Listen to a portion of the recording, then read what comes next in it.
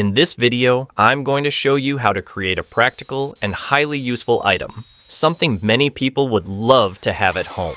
Stay with me until the end to see how ordinary wood can be turned into pure functionality. The wood I'll use for this project is a pine board, measuring 2 meters and 70 centimeters in length by 25 centimeters in width. I'll also use these two pieces, each about 1 meter and 30 centimeters long, together totaling 25 centimeters wide. The total amount of wood will measure approximately 4 meters in length and 25 centimeters in width. Here at the miter saw, I'll cut the board into several pieces. The first cut will measure 85 centimeters. While I'm working on this cut, remember to leave your like. It really helps take this content even further. The next one will be 70 centimeters.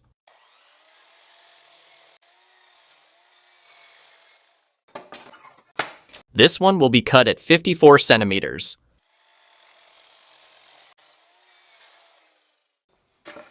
The following piece will measure 37 centimeters.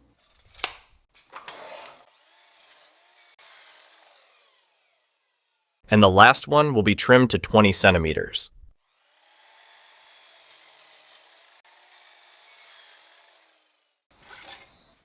This next part will be cut to 1 meter and 25 centimeters long, with a width of 17 centimeters.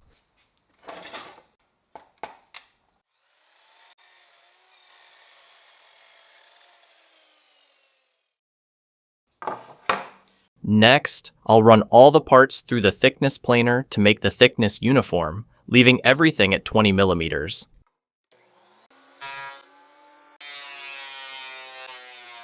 Not subscribed yet? Hit that subscribe button now and discover lots of creative woodworking ideas, with new videos posted every week.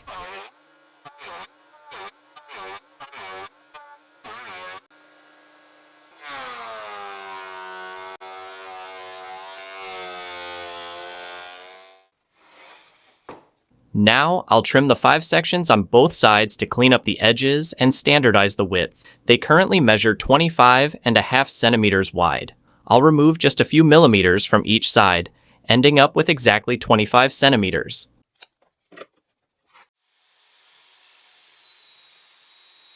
While I'm working on these cuts, I just want to say that I read all the comments I receive, whether they're compliments, respectful feedback, or suggestions. It's always great to hear from those who follow the channel, so feel free to leave your comment too. If you're already part of the channel and waiting for the weekly videos, type "I'm waiting." If you're new here, type "I'm new." And if you have feedback or didn't quite like it, feel free to share too. Every respectful opinion is welcome. I'd love to know who's here with me. From here, I'll cut 6 strips, each 38 millimeters wide.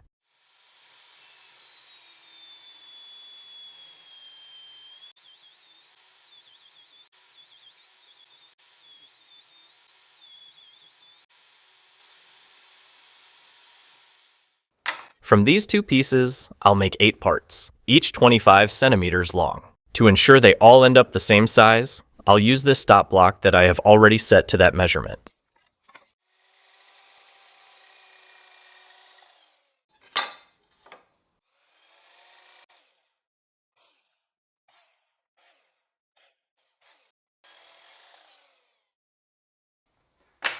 After that, I'll sand everything using a random orbital sander with 120 grit sandpaper.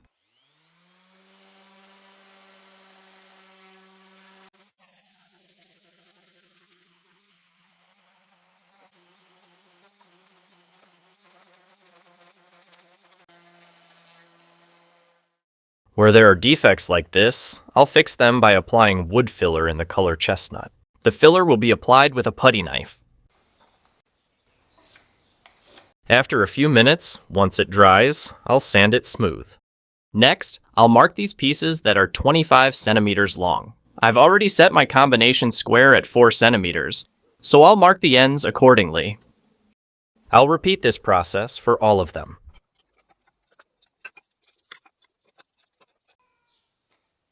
I adjusted the square to 19 millimeters, which is half the width of the pieces, and I'll mark in the opposite direction. I'll do this on everyone as well. Now, I'll drill holes using a hand drill with a 2.5mm bit. The countersink is 8mm wide. You'll find some great ideas and useful resources linked in the description. Take a look and get inspired. If you prefer, you can leave the sanding until after drilling the holes. Now, I'll make the markings on these pieces measuring 1 meter and 25 centimeters. I placed them like this, 2 pieces stacked on each side. I made a mark exactly at the center of the workbench. The bench is 90 centimeters wide.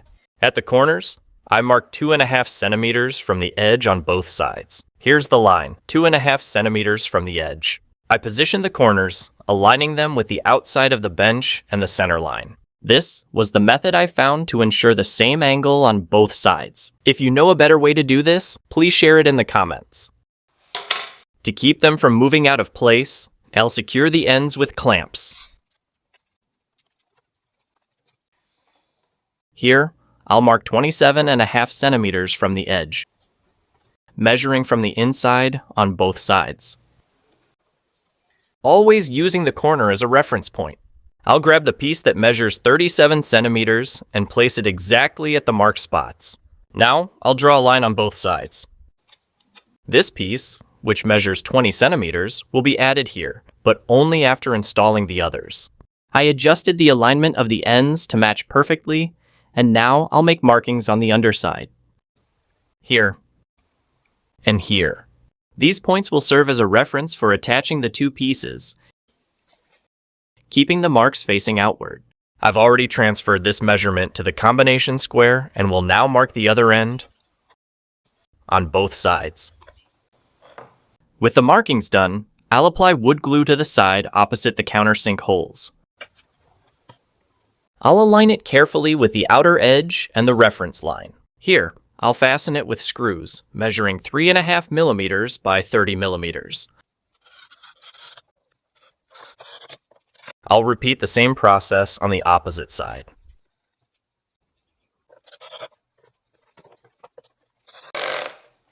Now, I'll make a few marks here for drilling as well. I positioned it at 1 centimeter and will mark at the center of these 2 lines. The marking will be done on both sides. The same procedure will be repeated here. At the markings, I'll drill using a 3.5 millimeter bit with a countersink of 10 millimeters. The lower piece will not be drilled through completely. It will only be marked to continue countersinking later.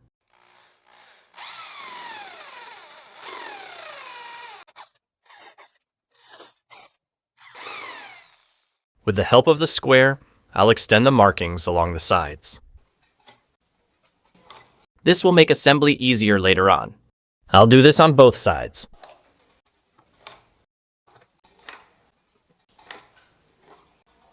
Next, I'll repeat the process, marking 27.5 centimeters from the first line, on both sides as well. Here, this piece measuring 54 centimeters will be positioned. Similarly, I'll then add the one that measures 70 centimeters and finally the one with 85 centimeters.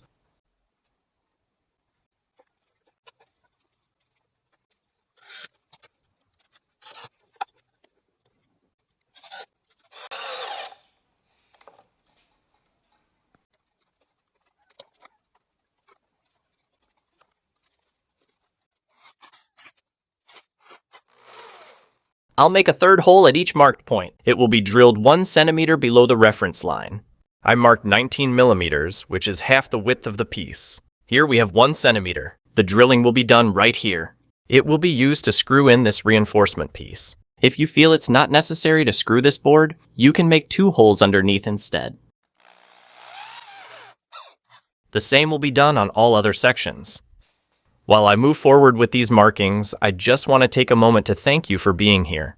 Producing content like this takes a lot of work and costs, but I always do my best to deliver everything for free, holding nothing back. And if you believe in the value of this work and want to support the channel, you can become a member. Check out the affiliate products in the description, or simply leave a like and share the video. It all helps a lot. Thank you so much for any support you feel comfortable giving.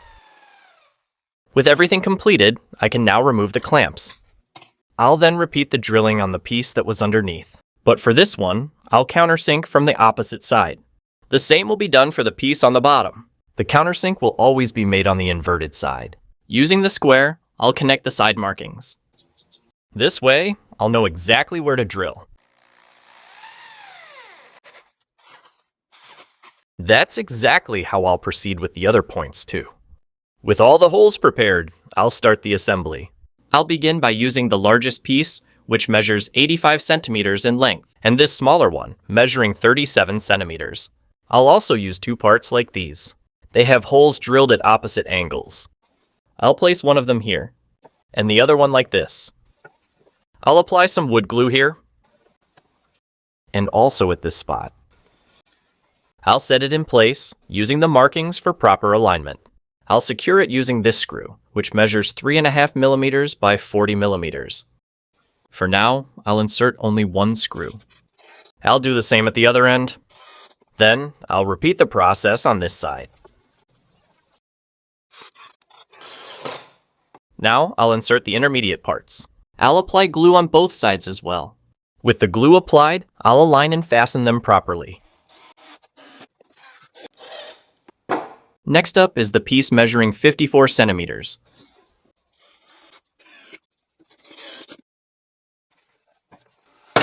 Here, I'll attach these two parts, just like I did on the other side.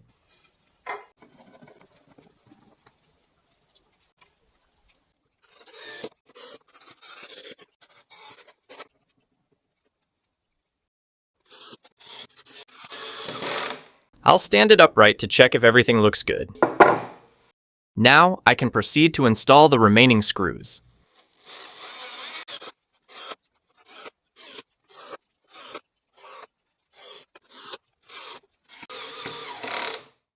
The smallest piece, measuring only 20 centimeters, will be placed here. I'll apply a bit of glue at this spot.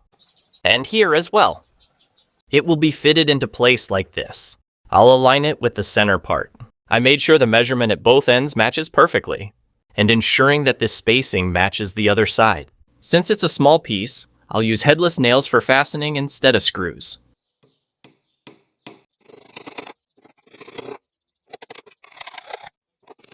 The same procedure will be repeated on the opposite side.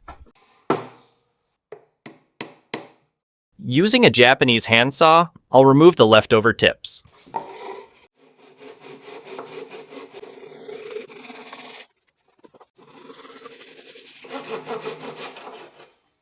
With 10mm dowels made from the same pine wood, I'll cover the screw heads.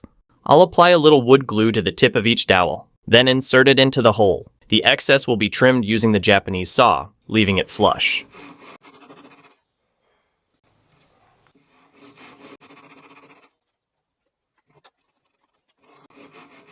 Next, I'll sand the surface to remove any slight unevenness.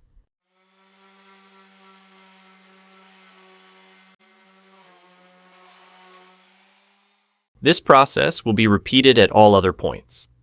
Done. All screws are now hidden. I also sanded the entire item, including the edges, to soften sharp corners. Now, I'll stand the item upright. To finish, I'll cut the legs at an angle so they sit firmly on the base. I'll use two wooden pieces of the same thickness and place them like this. I'll rest the Japanese handsaw on top and then make the cut.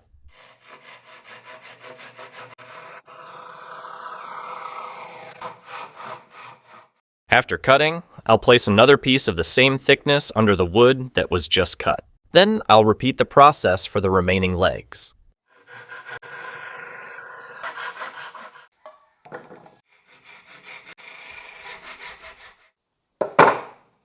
There we go, the item is now perfectly stable. See how cutting the feet at an angle results in a flawless finish. The final step will be applying wood sealer diluted with thinner. To add color, I'll mix in this chestnut wood dye. The application will be done using an electric spray gun.